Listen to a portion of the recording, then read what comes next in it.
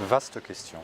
Alors je ne sais pas si, je peux en sortir 3 de mon chapeau comme ça, mais en tout cas, et ce ne sera pas forcément dans l'ordre. Je pense qu'une des premières choses à faire consisterait à prendre le temps de réfléchir. Parce que la réflexion, c'est quelque chose qui n'est pas instinctif. On est souvent la tête dans le guidon, plongé dans les dossiers et fixé sur des objectifs à court ou moyen terme, mais il n'y a pas de réflexion sur ce qu'est la ville aujourd'hui.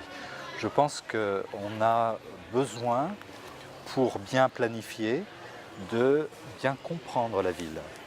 Et pour bien la comprendre, il me semble que c'est important de connaître son histoire, comment elle a grandi, comment on en est arrivé là. Connaître l'histoire, ça permet de mieux comprendre les problèmes d'aujourd'hui et le cas échéant, ça permet de mieux planifier l'avenir. Dans une ville comme Dakar, comprendre l'histoire, c'est aussi comprendre, enfin pas seulement l'histoire, mais la géographie, la morphologie de la ville, et quelque chose qui a une importance dans les problèmes que la ville rencontre aujourd'hui. Donc comprendre que Dakar a été installé sur une presqu'île explique en grande partie les problèmes qu'on rencontre aujourd'hui et notamment les problèmes de mobilité. On avait au départ une petite ville conçue par des colons pour quelques milliers d'habitants et on se retrouve avec un espace saturé pour des millions d'habitants. Forcément, ça pose des problèmes. Donc comprendre comment tout ça est arrivé là, comment de ces petits quartiers, ces petits villages divers, on est arrivé à la ville d'aujourd'hui, c'est très important. Et ça permet d'expliquer les inondations, ça permet d'expliquer énormément de choses.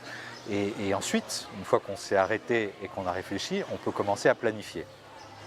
Alors la planification ici au Sénégal, c'est un exercice un peu théorique, parce qu'aujourd'hui, tout ce qui se fait sans planification et toute la planification qui est faite n'est pas respectée. Donc c'est vraiment un exercice nécessaire, mais en même temps un peu douloureux ou en tout cas un peu frustrant parce qu'elle n'est pas respectée. Et quand même elle existe, elle n'est pas respectée par ceux qui sont chargés de la faire appliquer. Donc ça, c'est un peu dommage. C'est une question compliquée. Personnellement, il doit y avoir plusieurs problèmes en fait. Personnellement, je suis convaincu que la planification n'est pas bonne. Elle est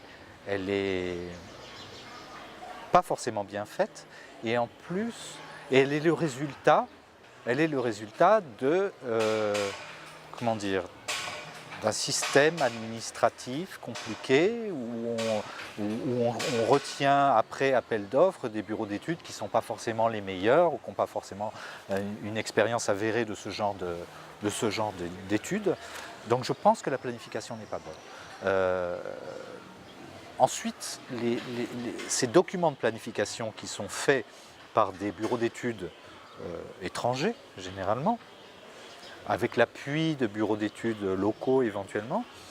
Ces documents-là sont remis à des administrations qui sont chargées de les faire vivre, de les appliquer, de les faire respecter.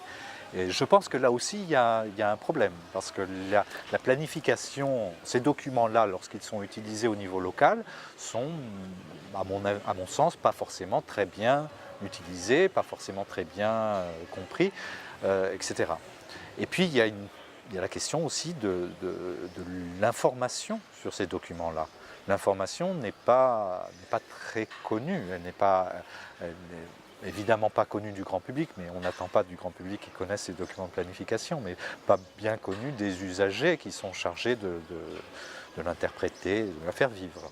Mais ça veut dire que ça militerait pour que l'administration elle-même ou les villes fassent leurs propres documents de planification, oui, plutôt que de faire appel à des ressources extérieures. Certainement oui, à condition que ces villes aient les ressources humaines et matérielles suffisantes pour réaliser ces documents de planification, oui, bien sûr. Ce serait l'idéal. Je pense par exemple au problème,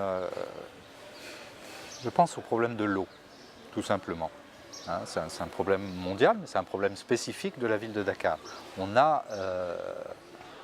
avait donc une petite ville coloniale qui utilisait les ressources naturelles du sous-sol pour alimenter, pour donner de l'eau aux populations qui habitaient dans cette petite ville. Et puis l'espace s'étant densifié, plus encore d'ailleurs après les grandes sécheresses des années 70 qui ont fait venir de grandes quantités de population dans des espaces qui n'étaient pas constructibles, hein, justement.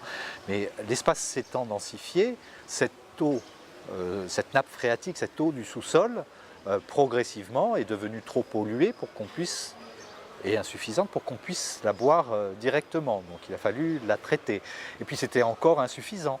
Donc on est allé chercher au nord du Sénégal, depuis le lac de Guiers, on a créé une conduite pour ramener de l'eau jusque dans la ville de Dakar. Mais la nappe existante, il faut quand même la pomper, parce que sinon elle déborde et ça crée des inondations dans ces quartiers où les gens se sont installés de façon irrégulière. Donc en gros, l'eau qu'on boit au robinet aujourd'hui est de l'eau pure, en quelque sorte, qui vient du lac de Guiers depuis le nord du Sénégal, mélangée à de l'eau sale qui est pompée dans la nappe phréatique. Et aujourd'hui, on doit pomper à vie. Pour les 500 ans qui viennent, on doit pomper, comme les Shadocks. Hein. Je ne sais pas si c'est une référence, mais on pompe. Je pense qu'il y a une réflexion à avoir là-dessus pour est-ce que c'est pas plus intelligent de déplacer la capitale? Est-ce que c'est peut-être qu'il y a des peut-être qu'il faut trouver d'autres solutions, parce qu'aujourd'hui la société chargée de la gestion de l'eau au Sénégal, en gros un robinet à 3 positions, soit je mets au robinet de l'eau polluée, soit je laisse la nappe phréatique déborder et inonder les populations, soit je ne pompe pas, et dans ce cas-là, soit je pompe trop, pardon, et dans ce cas-là, c'est l'eau de la mer qui rentre dans la nappe phréatique, et par effet de cisaillement, je crois que c'est comme ça qu'on dit, la nappe phréatique devient salée. Donc, c'est une situation complètement absurde, c'est l'un des défis, à mon avis, que doit relever la ville de Dakar. Mais moi, je n'ai pas la réponse à cette question. J'ai le sentiment qu'on est condamné, mais j'ai le sentiment que ponctuellement, on peut résoudre certains problèmes. C'est une ville qui ne fonctionne pas bien, qui a des problèmes de mobilité, qui a des problèmes de transport, qui a des problèmes d'espace vert, qui a des problèmes de circulation piétonnière, qui a des problèmes comment on va dire, de centre d'intérêt. Il n'y a tout simplement pas dans cette ville d'endroits où on a envie d'aller pour se promener, pour se détendre. Il n'y a pas de centre d'intérêt. Donc il y a une multitude de difficultés, de problèmes comme ça. Certains d'entre eux peuvent être résolus. La création d'espaces verts, par exemple, c'est quelque chose qui peut être résolu. L'amélioration de la qualité de l'habitat, ça c'est un des autres défis de la ville de Dakar, c'est quelque chose qui peut être résolu, mais il y en a d'autres comme le problème de l'eau que j'évoquais à l'instant, qui à mon sens sont insolubles, sauf à déplacer complètement la ville, ou à raser complètement la ville. Mais, ce qui paraît quand même assez illusoire. C'est tout à fait illusoire, mais bien entendu. Je pense qu'il n'y a pas une conscience, il y a une prise de conscience. Je veux dire, cette prise de conscience est en train de se faire. C'est une prise de conscience, je dirais, de la part d'une élite. Ce n'est pas répandu dans le grand public, hein. Mais néanmoins, il y a de plus en plus de personnes qui prennent conscience non seulement de la qualité de ce patrimoine, mais de ses enjeux, y compris de ses enjeux économiques. Dans quelques jours, il va y avoir à Gorée un festival qui s'appelle Gorée Diaspora Festival, dont le thème cette année est celui des enjeux économiques du patrimoine. Donc petit à petit, cette prise de conscience se fait. Il y a, depuis quelques jours, circule en ligne aussi une pétition pour sauver l'ancienne gare de Dakar, qui est un bâtiment d'une belle qualité architecturale et qui est à l'abandon quasiment depuis quelque temps et dont on craint qu'elle disparaisse au profit de projets dont on ignore un peu la nature. Donc, et pas mal d'autres initiatives de ce type-là. Il y a également une pétition qui s'appelle Sauvons Gorée, là où je suis directement impliqué pour sauver le patrimoine de l'île de Gorée, tout en maintenant les populations sur place. Donc toutes ces initiatives mises bout à bout montrent qu'il y a un réel intérêt pour ça. Néanmoins, c'est quand même encore un intérêt très exogène. Un intérêt de l'extérieur pour le patrimoine sénégalais, qu'il soit patrimoine mondial de l'humanité ou simplement patrimoine. Ça reste encore souvent des gens de l'extérieur qui s'intéressent beaucoup au patrimoine sénégalais et il n'y a pas encore une prise de conscience très solide de la part des Sénégalais eux-mêmes pour leur patrimoine. Disons que il faut bien comprendre aussi qu'on est, notamment ici à Dakar, en ville, dans une ville qui subit de profondes mutations, avec, comme dans toutes les grandes villes du monde, une très forte spéculation foncière et immobilière, et que quand on a une petite villa sur une centaine de mètres carrés qui a un intérêt patrimonial, qui date de l'époque coloniale et qui a un intérêt patrimonial ou architectural, elle est en sursis aujourd'hui parce qu'il y a des spéculateurs qui vont s'intéresser à construire un immeuble de 10 étages sur cette parcelle de 100 mètres carrés et c'est forcément le spéculateur avec des millions qui va gagner parce que la villa ne vaut pas ça. On est tout à fait dans ce schéma-là, on n'y a simplement pas pensé. On a un ministère, je schématise, mais on a un ministère chargé du tourisme qui s'occupe du tourisme, on a un ministère chargé de la culture qui s'occupe du patrimoine, on a un ministère chargé de l'urbanisme qui s'occupe de l'habitat, etc. Je crois qu'on a aussi un ministère qui s'occupe de la construction. Donc on a des secteurs qui sont pas étanches, mais presque, et cette réflexion qui devrait être conduite par tous les départements en charge de l'avenir économique de la ville ne parlent pas assez entre eux, n'ont pas assez de discussions conjointes. Il est clair que ce que tu disais est évident, hein, l'enjeu économique de la ville en valorisant le patrimoine vis-à-vis du tourisme est quelque chose de fondamental. On en a vaguement conscience, mais on n'en fait pas une ligne politique. On sait que l'île de Gorée a une histoire forte, est un produit patrimonial qui est vendu à l'étranger, point. Et puis surtout, on ne vend qu'un aspect, hein. On va vendre l'esclavage, on ne va pas essayer de vendre ce qui s'est passé avant ou après, ça ne se justifie pas. Donc il n'y a pas véritablement de réflexion sur ce plan-là, et je pense qu'effectivement ça manque très cruellement. Alors il y a sur Saint-Louis un projet de l'Agence française de développement qui est en train de se mettre en place, qui vise justement ça. C'est un projet d'appui au développement touristique qui a un volet patrimoine. Et je pense que c'est cette approche-là qu'il faut avoir à l'avenir, et pas simplement pour la ville de Saint-Louis, mais pour Dakar et le reste du Sénégal. C'est exact, hein, absolument. J'essaie toujours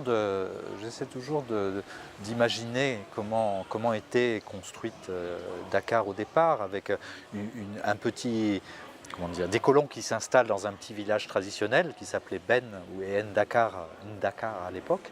Les colons qui s'installent là, qui plantent le drapeau français, qui créent une ville. Pinet-Laprade qui fait le premier plan cadastral hein, de la ville.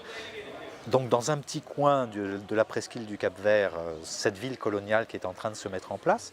Parallèlement aux autres extrémités de la presqu'île, on a des petits villages disséminés comme ça. Et puis sur les cartes anciennes, on voit très bien des petits sentiers qui relient tous ces petits villages entre eux jusqu'à la ville coloniale. Et puis quand on regarde les cartes anciennes et puis les photographies aériennes anciennes, on s'aperçoit que ces petits sentiers là sont devenus des routes.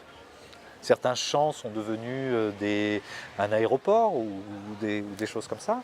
Et puis la ville se construit et se densifie comme ça. Et puis tout d'un coup, on s'aperçoit que ça ne fonctionne plus. Il faut faire d'urgence une autoroute pour sortir de ce goulot d'étranglement que représente la presqu'île du Cap-Vert, arriver à redonner un peu de fluidité, de mobilité urbaine. Donc on crée une autoroute. L'autoroute, elle ne se crée plus du tout à partir d'un petit sentier. On est obligé de casser à travers les maisons. On crée une nouvelle couche. On crée une nouvelle couche. Et effectivement, les villes, au bout d'un moment, la ville ancienne et les petits villages anciens ne se lisent plus. Encore que il y a certaines exceptions. J'ai découvert par exemple que le petit village de Cambérène, au nord de la presqu'île du Cap-Vert qu'on voit sur certaines cartes, qui est un petit village très très étonnant parce que c'est un petit village traditionnel autour d'une place rectangulaire avec les cases organisées en concession en forme d'écailles de poisson autour de cette place rectangulaire. Donc on voit, il y a certaines photographies aériennes prises dans les années 1930 de ce petit village de Cambérène. Quand on regarde la ville aujourd'hui, la photo aérienne Google de ce village de Cambérène, il existe encore. Il y a toujours cette place rectangulaire, il y a toujours des immeubles, cette fois-ci organisés en écailles de poisson autour de cette place rectangulaire, etc. Donc on arrive encore à village de Ngor, c'est pareil, on arrive encore à lire un peu cette ville ancienne et cette architecture ancienne, cette organisation ancienne, et en même temps, les problèmes restent compréhensibles. On comprend bien les problèmes d'inondation, par exemple. On voit très bien sur certains plans de l'époque coloniale que certaines zones étaient inconstructibles et que les gens se sont installés sur ces zones inconstructibles. Et ce sont les premiers touchés lorsqu'il y a des inondations. Alors, il faut comprendre, je m'excuse de revenir toujours à l'histoire, mais enfin ça me semble important de comprendre pourquoi cette ville est ce qu'elle est aujourd'hui. Il y a deux grands équipements fondamentaux qui ont fait que Dakar est Dakar aujourd'hui. D'une part, c'est le port, et d'autre part, c'est le chemin de fer. La capitale du Sénégal à l'époque coloniale, c'était Saint-Louis. À partir du moment, dans les années 1880, où il y a eu la ligne de chemin de fer Saint-Louis-Dakar, petit à petit, progressivement, la ville de Saint-Louis a perdu de sa prééminence et toute l'activité économique s'est transportée sur Dakar, Rufisque et Dakar. Donc voilà, donc l'importance du chemin de fer dans l'histoire de cette ville n'est pas à démontrer. Et cette importance-là, petit à petit, s'est perdue. Pour des tas de raisons, des raisons économiques, des raisons historiques, beaucoup de raisons, mais la vétusté du réseau qui a été mal remplacé, mal géré, qu'on n'a pas su faire vivre, fait qu'aujourd'hui, il est devenu quasiment à l'abandon, et y compris le chemin de fer historique qui allait jusqu'à Saint-Louis est complètement désactivé. Hein. Même celui qui allait la ligne qui allait jusqu'à Bamako ne sert plus que pour le transport de marchandises. Et donc il ne reste de ligne qu'un vague tronçon qui va de Dakar jusqu'à la ville de Thiès, grosso modo à 80 km de Dakar, et ne sert qu'au transport donc interurbain, transport de passagers, et sert très très mal à une vitesse ridicule parce qu'il est parce qu'il n'est pas confortable, parce qu'il n'est pas maintenu, parce qu'il est mal géré, toujours la même chose. Et petit à petit, ce réseau tombe en désuétude. Il n'en reste pas moins que les autorités, je mets les autorités au sens large, ont bien conscience de l'importance et de la nécessité du chemin de fer en général, du chemin de fer et de certaines lignes en particulier, notamment la ligne qui va relier le nouvel aéroport qui est actuellement en construction dans la périphérie de Dakar, donc une ligne passager, une desserte rapide de passagers pour ce nouvel aéroport, ainsi que divers autres projets de chemin de fer, projets pour relier Saint-Louis et Tanger au nord, des projets pour relier Djibouti à l'est en passant par Bamako, pour relier la Guinée-Bissau au sud, etc. Il y a plein de projets, et même dans Dakar, des projets de tramway. Mais tous ces projets-là sont encore, en tout cas pour la connaissance que j'en ai, à l'état du concept. Certains à l'état de préfaisabilité, ne sont pas très avancés. En tout état de cause, l'État n'a pas les moyens de les développer et ça ne pourra se faire qu'avec l'aide de compagnies privées, d'investisseurs privés, qui va poser d'autres types de problèmes que les Sénégalais devront appréhender, en tout cas surmonter, hein, de préférence nationale, des choses comme ça. Mais enfin, si on veut sortir de cette situation, il faut forcément passer par là, par des investisseurs étrangers. Donc le chemin de fer en ville est une réflexion qui est posée sur la table, mais qui est encore loin, à mon avis, d'être aboutie. Mais qui, selon toi, devrait être développée. Oui, sans aucun doute. Sans aucun doute. Ouais. La question du tramway est essentielle. Disons que l'une des grandes difficultés auxquelles on se trouve confronté, c'est la saturation de l'espace urbain. C'est-à-dire que quel que soit le type de travaux qu'on veut engager pour l'avenir de cette ville, il faudra déplacer énormément de population. Ces déplacements, tels qu'ils ont été entrepris, et notamment avec le projet d'autoroute à péage, sont des déplacements qui sont extrêmement coûteux. Je n'ai pas d'ordre de grandeur, de chiffres précisément en tête, mais en ordre de grandeur, le coût de l'autoroute à péage de 400 milliards de francs CFA, il y en a un bon tiers qui est consacré aux indemnisations, déplacements de population ou au recasement de population. Donc c'est des coûts qui sont gigantesques et qui ne sont pas supportés par les bailleurs de fonds, qui doivent être supportés par le gouvernement, par l'État du Sénégal. Et donc c'est un des vrais défis de la ville du futur. Arriver à déplacer des populations de manière involontaire, sans trop de heurts, sans trop casser des œufs, c'est un vrai défi. Donc du coup, ça milite aussi en faveur des lignes de train existantes, puisque le foncier est libre à cet endroit-là. Oui, mais les lignes, oui, absolument, absolument. Les lignes de train existantes sont vraisemblablement insuffisantes pour une bonne desserte de la ville de Dakar. Hein. Elles sont non seulement insuffisantes, mais elles sont aussi obsolètes. Et parce que c'est du chemin de fer, c'est des anciens rails à écartement métrique.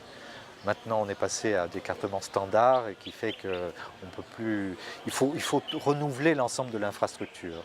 Donc, c'est insuffisant parce que ça n'arrive qu'en un seul point dans la ville. Ça ne permet pas de faire un tramway qui va desservir l'ensemble de la ville. Et en plus, c'est obsolète. Donc, il faut de toute façon tout remplacer.